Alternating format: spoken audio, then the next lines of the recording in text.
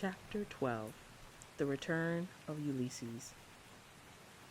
When it began to grow dark, the rat, with an air of excitement and mystery, summoned them back into the parlor, stood each of them up alongside of his little heap, and proceeded to dress them up for the coming expedition. He was very earnest and thoroughgoing about it, and the affair took quite a long time. First, there was a belt to go round each animal, and then a sword to be stuck into each belt, and then a cutlass on the other side to balance it, then a pair of pistols, a policeman's truncheon, several sets of handcuffs, some bandages and sticking plaster, and a flask and a sandwich case. The badger laughed good-humoredly and said, "All right, Ratty. It amuses you and it doesn't hurt me. I'm going to do all I've got to do with this here stick." But the rat only said, "Please, Badger, you know I shouldn't like you to blame me afterwards and say I had forgotten anything." When all was quite ready, the badger took a dark lantern in one paw, grasped his great stick with the other, and said, "Now then, follow me. Mole first, 'cause I'm very pleased with him. Rat next, Toad last. And look here, Toady, don't you chatter so much as usual, or you'll be sent back as sure as fate." The Toad was so anxious not to be left out that he took up the inferior position assigned to him without a murmur, and the animals set off. Badger led them along by the river for a little way, and then suddenly swung himself over the edge into a hole in the river bank, a little above the water. The mole and the rat followed silently, swinging themselves successfully into the hole as they had seen the badger do. But when it came to Toad's turn, of course, he managed to slip and fall into the water with a loud splash and a squeal of alarm. He was hauled out by his friends, rubbed down and wrung out hastily, comforted and set on his legs, but the badger was seriously angry and told him that the very next time he made a fool of himself, he would most certainly be left behind. So at last they were in the secret passage, and the cutting out expedition had really begun. It was cold and dark and damp and low and narrow, and poor Toad began to shiver, partly from dread of what might be before him, partly because he was wet through. The lantern was far ahead, and he could not help lagging behind a little in the darkness. Then he heard the rat call out warningly, "Come on, Toad," and a terror seized him of being left behind, alone in the darkness, and he came on with such a rush that he upset the rat into the mole and the mole into the badger, and for a moment all was confusion. The badger thought they were being attacked from behind, and as there was no room to use a stick or a cutlass, drew a pistol and was on the point of putting a bullet into Toad. When he found out what had really happened, he was very angry indeed, and said, "Now this time that tiresome Toad shall be left behind." But Toad whimpered, and the other two promised that they would be answerable for his good conduct. And at last the badger was pacified, and the procession moved on. Only this time the rat brought up the rear, with a firm grip on the shoulder of Toad. So they grouped and shuffled along with their ears pricked up and their paws on their pistols, till at last the badger said, "We ought by now to be pretty nearly under the hall." Then suddenly they heard far away as it might be, and yet apparently nearly over their heads, a confused murmur of sound, as if people were shouting and cheering and stamping on the floor and hammering on tables. The toad's nervous terrors all returned, but the badger only remarked placidly, "They're going at the weasels." The passage now began to slope upwards. They groped onward a little further, and then the noise broke out again, quite distinct this time, and very close above them. "Hooray! Hooray! Hooray! Hooray!"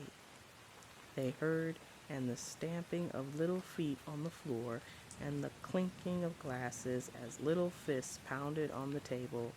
"What a time they're having," said the badger. "Come on." They hurried along the passage till it came to a full stop, and they found themselves standing under the trap door that led up into the butler's pantry. Such a tremendous noise was going on in the banqueting hall that there was a little danger of their being overheard. The badger said, "Now, boys, all together," and the four of them put their shoulders to the trap door and heaved it back. Hoisting each other up, they found themselves standing in the pantry with only a door between them, and the banqueting hall where their unconscious enemies were carousing. The noise as they emerged from the passage was simply deafening. At last, as the cheering and hammering slowly subsided, a voice could be made out saying, "Well, I do not propose to detain you much longer." Great applause. "But before I resume my seat," renewed cheering, "I should like to say one word about our kind host, Mr. Toad. We all know Toad." Great laughter. "Good Toad, modest Toad, honest Toad." Shrieks of merriment. "Only just let me get at him," muttered Toad, grinding his teeth. "Hold hard a minute," said the badger, restraining him with difficulty. "Get ready, all of you." "Let me sing you a little song," went on the voice, "which I have composed on the subject of Toad." Prolonged applause. Then the chief weasel, for it was he, began in a high, squeaky voice. "Toad, he went a-pleasuring gaily down the street." The badger drew himself up, took a firm grip of his stick with both paws, glanced round at his comrades, and cried, "The hour is come, follow me," and flung the door open wide. My! What a squealing, a squeaking, and a screeching filled the air. Well might the terrified weasels dive under the tables and spring madly up at the windows. Well might the ferrets rush wildly for the fireplace and get hopelessly jammed in the chimney. Well might tables and chairs be upset and glass and china be sent crashing on the floor. In the panic of that terrible moment, when the four heroes strode wrathfully into the room, the mighty badger, his whiskers bristling, his great cudgel whistling through the air, Mole, black and grim, brandishing his stick and shouting his awful war cry, "A mole! A mole!" Rat, desperate and determined, his belt bulging with weapons of every age and every variety. Toad, frenzied with excitement and injured pride, swollen to twice his ordinary size, leaping into the air and emitting toad whoops that chilled them to the marrow. Toad, he went a-pleasuring, he yelled, "I'll pleasure 'em," and he went straight for the chief weasel. They were but four in all, but to the panic-stricken weasels the hall seemed full of monstrous animals, gray, black, brown, and yellow, whooping and flourishing enormous cudgels, and they broke and fled with squeals of terror and dismay, this way and that, through the windows, up the chimney, anywhere to get out of reach of those terrible sticks. The affair was soon over.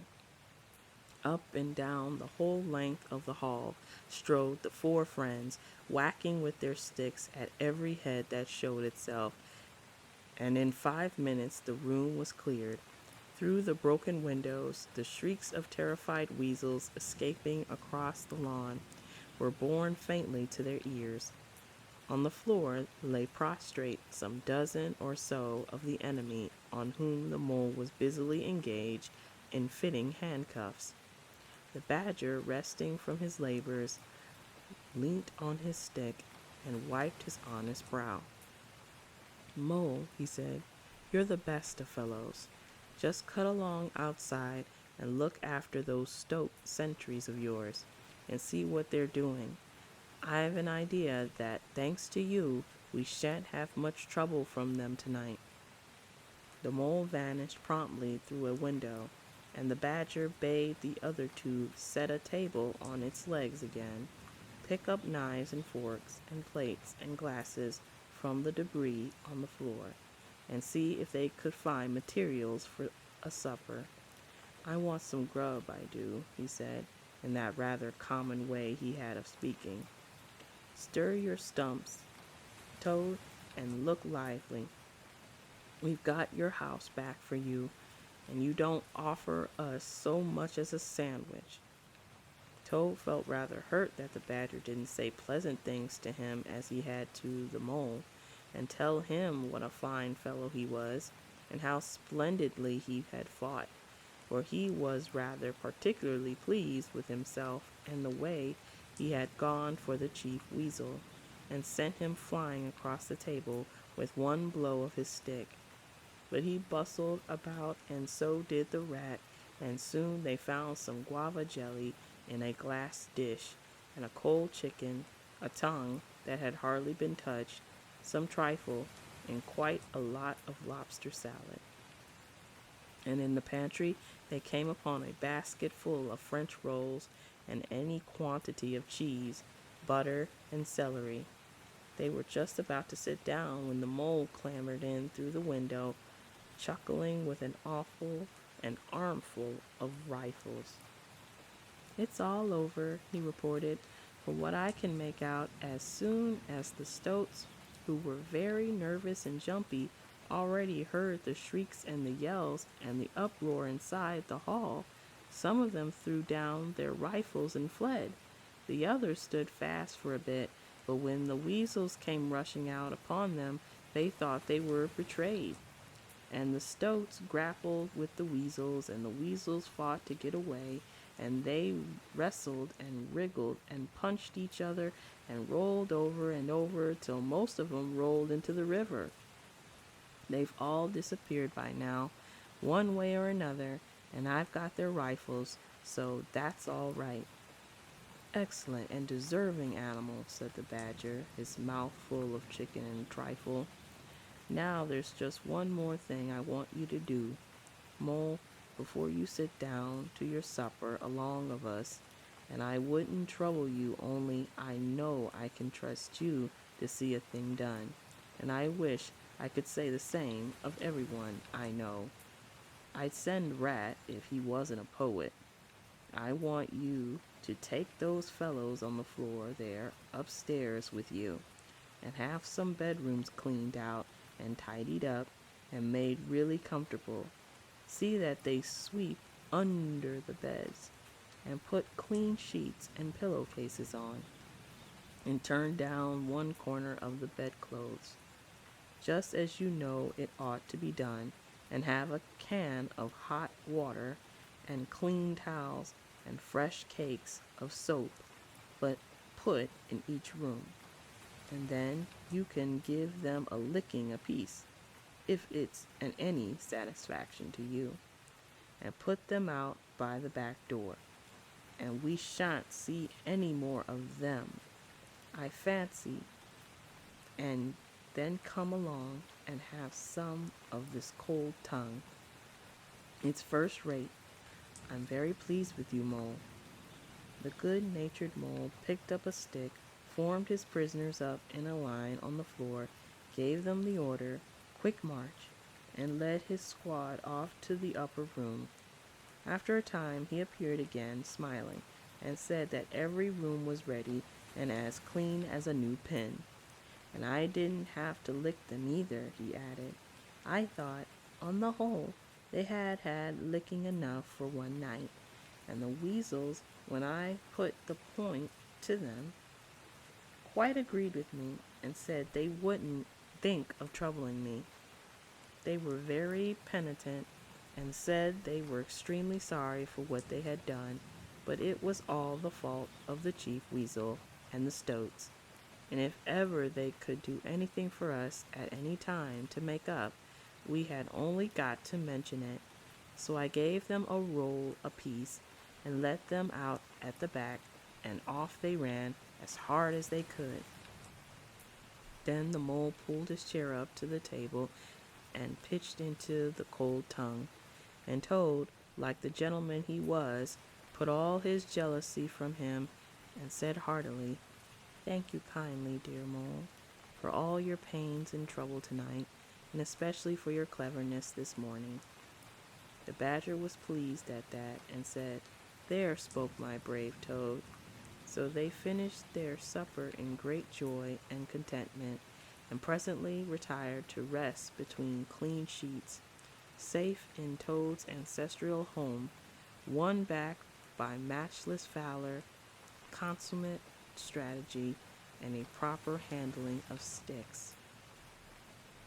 The following morning, Toad, who had overslept himself as usual, came down to breakfast disgracefully late, and found on the table a certain quantity of eggshells, some fragments of cold and leathery toast, a coffee pot 3/4 empty, and really very little else, which did not tend to improve his temper, considering that, after all, it was his own house.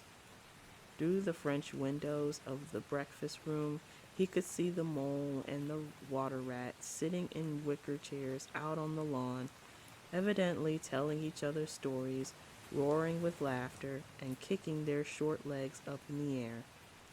The Badger, who was in an armchair and deep in the morning paper, merely looked up and nodded when Toad entered the room. But Toad knew his man, so he sat down and made the best breakfast he could, merely observing to himself that he would get square with the others soon or later. When he had nearly finished, the Badger looked up and remarked rather shortly, "I'm sorry, Toad, but I'm afraid there's a heavy morning's work in front of you. You see, we really ought to have a banquet at once, to celebrate this affair. It's expected of you. In fact, it's the rule." "Oh, all right," said the Toad readily. "Anything to oblige, though why on earth you should want to have a banquet in the morning I cannot understand. But you know I do not live to please myself, but merely to find out what my friends want and then try and arrange it for 'em, you dear old Badger." "Don't pretend to be stupider than you really are," replied the Badger crossly, "and don't chuckle and splutter in your coffee while you're talking. It's not manners. What I mean is, the banquet will be at night, of course, but the invitations will have to be written and got off at once, and you've got to write 'em. Now sit down at that table. There's stacks of letter paper on it with Toad Hall at the top in blue and gold, and write invitations to all our friends, and if you stick to it, we shall get them out before luncheon, and I'll bear a hand, too, and take my share of the burden. I'll order the banquet." "What?" cried Toad, dismayed. "Me stop indoors and write a lot of rotten letters on a jolly morning like this, when I want to go around my property and set everything and everybody to rights and swagger about and enjoy myself? Certainly not. I'll see you. Stop a minute, though. Why, of course, dear Badger. What is my pleasure or convenience? compared with that of others. You wish it done, and it shall be done. Go, Badger, order the banquet, order what you like. Then join our young friends outside in their innocent mirth, oblivious of me and my cares and toils. I sacrifice this fair morning on the altar of duty and friendship. The badger looked at him very suspiciously, but Toad's frank, open countenance made it difficult to suggest any unworthy motive in this change of attitude. He quitted the room accordingly in the direction of the kitchen, and as soon as the door had closed behind him, Toad hurried to the writing table. A fine idea had occurred to him while he was talking. He would write the invitations, and he would take care to mention the leading part he had taken in the fight, and how he had laid the chief weasel flat, and he would hint at his adventures, and what a career of triumph he had to tell about, and on the fly leaf he would give a sort of program of entertainment for the evening, something like this, as he sketched it out in his head. Speech by Toad. There will be other speeches by Toad during the evening. Address by Toad. Synopsis: Our prison system, the waterways of Old England, horse dealing and how to deal, property, its rights and its duties, back to the land, a typical English squire. Song by Toad, composed by himself. Other compositions by Toad will be sung in the course of the evening by the composer. The idea pleased him mightily, and he worked very hard and got all the letters finished by noon, at which hour it was reported to him that there was a small and rather bedraggled weasel at the door, inquiring timidly whether he could be of any service to the gentleman. Toad swaggered out and found it was one of the prisoners of the previous evening, very respectful and anxious to please. He patted him on the head, shoved the bundle of invitations into his paw, and told him to cut along quick and deliver them as fast as he could, and if he liked to come back again in the evening, perhaps there might be a shilling for him, or again, perhaps there mightn't. And the poor weasel seemed really quite grateful and hurried off eagerly to do his mission. When the other animals came back to luncheon, very boisterous and breezy after a morning on the river, the mole, whose conscience had been pricking him, looked doubtfully at Toad, expecting to find him sulky or depressed. Instead, he was so uppish and inflated that the mole began to suspect something, while the rat and the badger exchanged significant glances. As soon as the meal was over, Toad thrust his paws deep into his trouser pockets, remarked casually, "Well, look after yourselves, you fellows, ask for anything you want," and was swaggering off in the direction of the garden, where he wanted to think out an idea or two for his coming speeches. When the rat caught him by the arm, Toad rather suspected what he was after, and did his best to get away. But when the badger took him firmly by the other arm, he began to see that the game was up. The two animals conducted him between them into the small smoking room that opened out of the entrance hall, shut the door, and put him into a chair. Then they both stood in front of him, while Toad sat silent and regarded them with much suspicion and ill humor.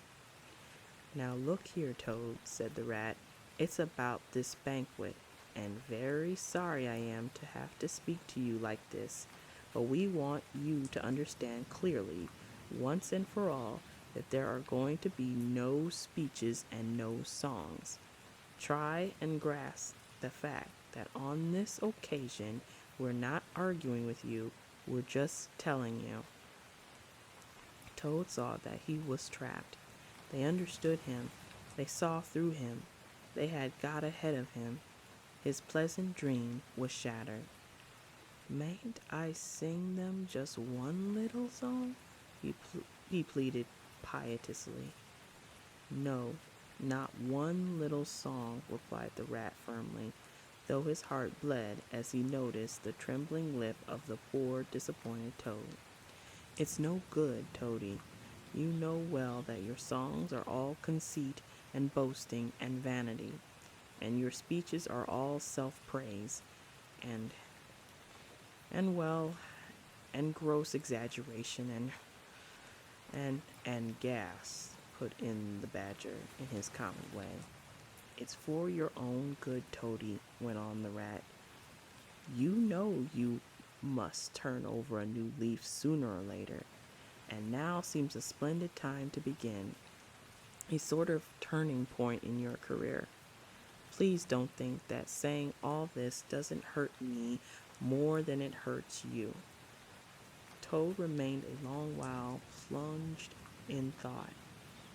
At last he raised his head, and the traces of strong emotion were visible on his features. You have conquered, my friends, he said in broken accents. It was, to be sure, but a small thing that I asked. Merely leave to blossom and expand for yet one more evening, to let myself go and hear the tumultuous applause that always seems to me somehow to bring out my best qualities. However, you are right, I know, and I am wrong. Henceforth I will be a very different toad. My friends, you shall never have occasion to blush for me again. But oh dear, this is a hard world. And pressing his handkerchief to his face, he left the room with faltering footsteps. Badger, said the rat, I feel like a brute. I wonder what you feel like. Oh, I know, said the badger gloomily, but the thing had to be done. This good fellow has got to live here, and hold his own, and be respected.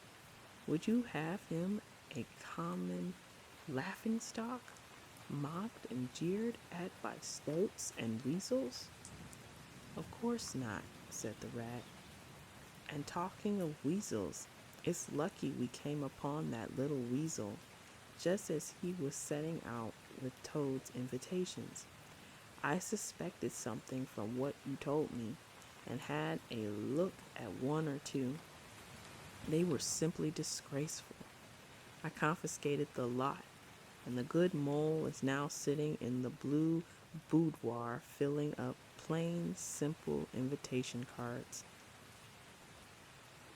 At last the hour for the banquet began to draw near, and Toad, who on leaving the others had retired to his bedroom, was still sitting there, melancholy and thoughtful. His brow resting on his paw, he pondered long and deeply. Gradually his countenance cleared, and he began to smile long, slow smiles. Then he took to giggling in a shy, self-conscious manner. At last he got up, locked the door, drew the curtains across the windows, collected all the chairs in the room, and arranged them in a semicircle, and took up his position in front of them, swelling visibly.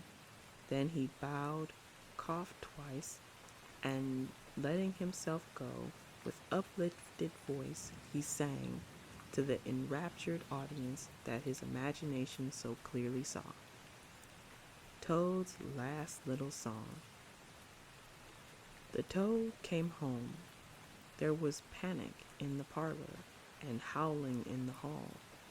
There was crying in the cowshed, and shrieking in the stall, when the toad came home. When the toad came home, there was smashing in a window, and crashing in of door. There was chiving of weasels that fainted on the floor, when the toad came home. Bang go the drums, the trumpeters are tooting, and the soldiers are saluting, and the cannon they are shooting, and the motor cars are hooting as the hero comes. Shout hooray, and let each one of the crowd try and shout it very loud, in honor of an animal of whom you're justly proud, for it's Toad's great day. He sang this very loud, with great unction and expression, and when he had done, he sang it all over again. Then he heaved a deep sigh, a long, long, long sigh. Then he dipped his hairbrush in the water jug, parted his hair in the middle, and plastered it down very straight and sleek on each side of his face, and unlocking the door, went quietly down the stairs to greet his guests, who he knew must be assembling in the drawing room.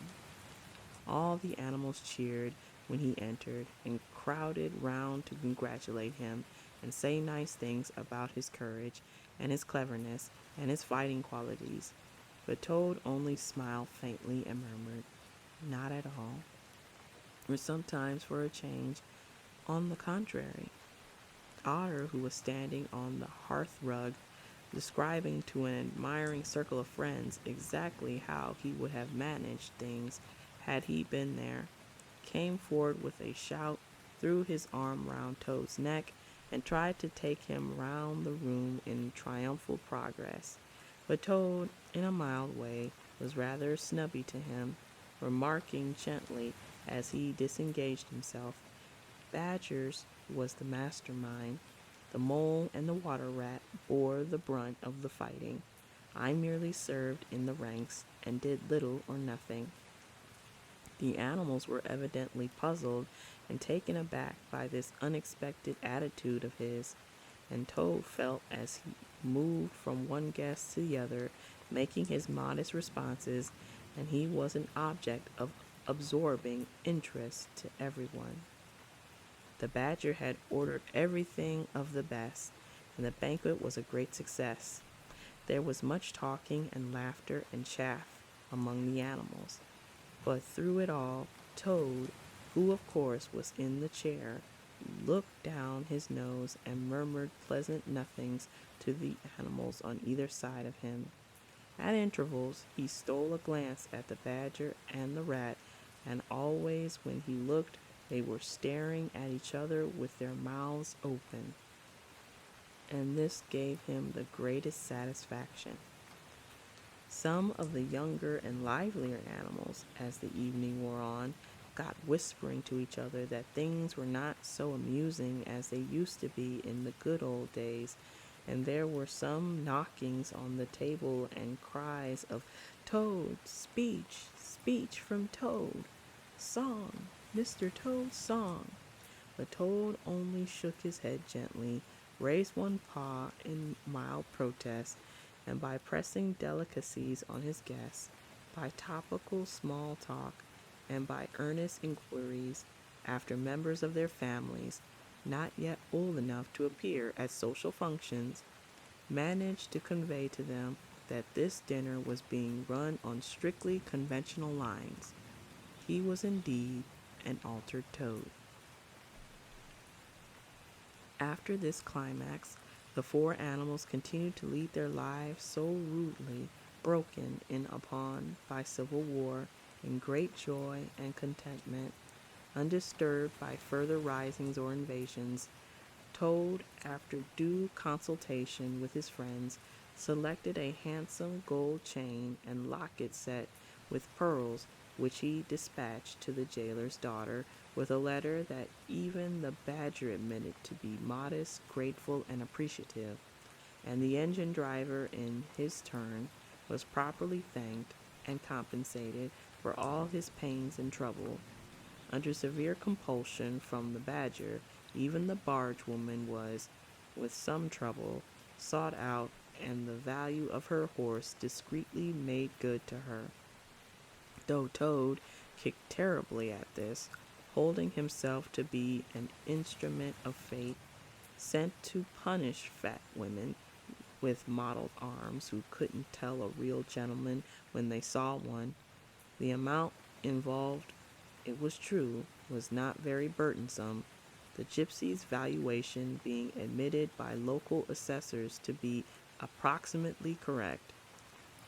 Sometimes, in the course of long summer evenings, the friends would take a stroll together in the wild wood, now successfully tamed, so far as they were concerned, and it was pleasing to see how respectfully they were greeted by the inhabitants, and how the mother weasels would bring their young ones to the mouths of their holes and say, pointing, "Look, baby, there goes the great Mr. Toad, and that's the gallant water rat, a terrible fighter, walking along o' him. And yonder comes the famous Mr. Mole, of whom you so often have heard your father tell." But when their infants were ferocious and quite beyond control, they would quiet them by telling how if they didn't hush them and not fret them, the terrible gray badger would up and get them. This was a base slander on Badger, who, though he cared little about society, was rather fond of children, but it never failed to have its full effect. End of chapter 12. End of The Wind in the Willows.